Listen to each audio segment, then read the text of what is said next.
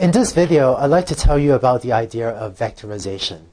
So whether you're using Octave or a similar language like MATLAB, or whether you're using Python, NumPy, R, Java, C, C++, all of these languages have either built into them or have readily and easily accessible different numerical linear algebra libraries that are usually very well written, highly optimized, often sort of developed by people that have PhDs in numerical computing or that are really specialized in numerical computing. And when you're implementing machine learning algorithms, if you're able to take advantage of these linear algebra libraries or these numerical linear algebra libraries and make subroutine calls to them rather than sort of write code yourself to do things that these libraries could be doing, if you do that, then often you get code that first is more efficient, so just run more quickly and take better advantage of any parallel hardware your computer may have and so on. And second, it also means that you end up with less code that you need to write, so a simpler implementation that is therefore maybe also more likely to be bug-free. And as a concrete example, rather than writing code yourself to multiply matrices, if you let Octave do it by typing A times B, that will use a very efficient routine to multiply the two matrices. And there's a bunch of examples like these, where if you use appropriate vectorized implementations, you get much simpler code and much more efficient code. Let's look at some examples. Here's our usual hypothesis for linear regression, and if you want to compute h of x, notice that there's a sum on the right, and so one thing you could do is compute the sum from j equals 0 to j equals n yourself. Another way to think of this is to think of h of x as theta transpose x, and what you can do is think of this as computing this inner product between two vectors, where theta is your vector, say theta 0, theta 1, theta 2, if you have two features, if n equals 2, and if you think of x as this vector, x0, x1, x2. And these two views can give you two different implementations. Here's what I mean. Here's an unvectorized implementation for how to compute h of x. And by unvectorized, I mean without vectorization. We might first initialize prediction this to be 0.0. This is going to eventually be prediction is going to eventually be h of x. And then I'm going to have a for loop for j equals 1 through n plus 1. Prediction gets incremented by theta j times xj. So it's kind of this expression over here. By the way, I should mention in these vectors that I wrote over here, I had these vectors being 0 index. So I had theta 0, theta 1, theta 2. But because MATLAB is one index, theta 0 in MATLAB, we might end up representing as theta 1, and this second element ends up as theta 2, and this third element might end up as theta 3, just because vectors in MATLAB are indexed starting from 1, even though I wrote theta and x here starting indexing from 0, which is why here I have a for loop. J goes from 1 through n plus 1 rather than j goes through 0 up to n. Right? But so this is an unvectorized implementation in that we have a for loop that's summing up the n elements of the sum.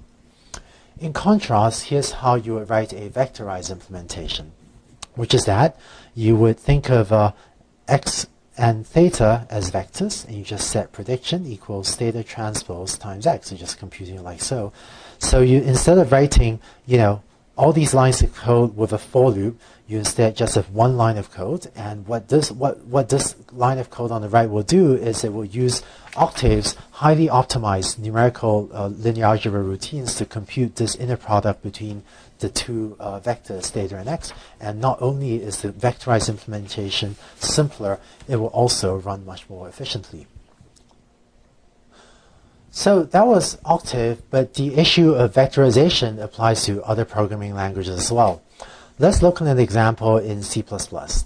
Here's what an unvectorized implementation might look like. We again initialize prediction to 0.0, and then we now have a for loop for j equals 0 up to n, prediction plus equals theta j times xj, where again you have this explicit for loop that you write yourself. In contrast, using a good numerical linear algebra library in C++, you could write a function like, or rather, In contrast, using a good numerical linear algebra library in C++, you can instead write code that might look like this. So depending on the details of your numerical linear algebra library, you might be able to have an object. This is a C++ object, which is a vector theta, and a C++ object, which is a vector x, and you just take theta dot transpose times x, where this times becomes a C++ sort of overloaded operator, so that you can just multiply these two vectors in C++. And depending on the details of your numerical linear algebra library, you might end up using a slightly different syntax, but by relying on the library to do this inner product, you can get a much simpler piece of code and a much more efficient one. Let's now look at a more sophisticated example. Just to remind you, here's our update rule for gradient descent for linear regression. And so we update theta j using this rule for all values of j equals 0, 1, 2, and so on. And if I just write out these equations for theta 0, theta 1, theta 2, assuming we have two features, so n equals 2, then these are the updates we perform to theta 0, theta 1, theta 2, where you might remember my saying in an earlier video that these should be simultaneous updates. So let's see if we can come up with a vectorized implementation of this. Here are my same three equations written in a slightly smaller font, and you can imagine that one way to implement these three lines of code is to have a for loop that says, for j equals 0, 1 through 2 to update theta j or something like that. But instead, let's come up with a vectorized implementation and see if we can have a simpler way to basically compress these three lines of code, or a for loop that effectively does these three steps one step at a time. Let's see if we can take these three steps and compress them into one line of vectorized code. Here's the idea. What I'm going to do is I'm going to think of theta as a vector, and I'm going to update theta as theta minus alpha times some other vector delta, where delta is going to be equal to 1 over m sum from I equals 1 through m, and then this term over on the right. Okay, so let me explain what's going on here. Here I'm going to treat theta as a vector, so that's an n plus 1 dimensional vector. And I'm saying that theta gets updated as that's a vector, Rn plus 1. Alpha is a row number, and delta here is a vector. So this subtraction operation, that's a vector subtraction, okay? Because alpha times delta is a vector, and so I'm saying theta gets, this vector, alpha times delta subtracted from it. So what is the vector delta? Well, this vector delta looks like this, and what it's meant to be is really meant to be this thing over here. Concretely, delta will be a n plus 1 dimensional vector, and the very first element of the vector delta is going to be equal to that. So if we have that delta, if we index it from 0, it's delta 0, delta 1, delta 2, what I want is that delta 0 is equal to, this first box in green up above. And indeed, you might be able to convince yourself that delta 0 is this 1 over m sum of, h of x, xi minus yi times xi 0. So let's just make sure that we're on the same page about how delta really is computed. Delta is 1 over m times the sum over here. And, what is the sum? Well, this term over here, that's a row number. And the second term over here, xi, this term over there is a vector, right? Because xi, may be a vector that would be, say, xi0, xi1, xi2, right?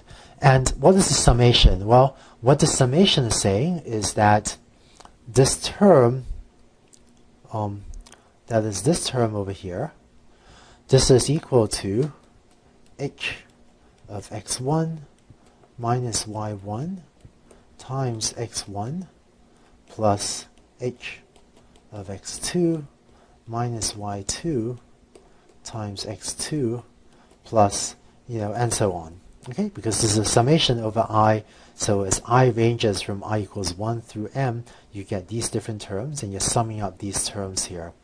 And the meaning of each of these terms, this is a lot like, if you remember actually from the earlier quiz in this, right? You saw this equation. We said that in order to vectorize this code, we would instead set u equals 2v plus 5w.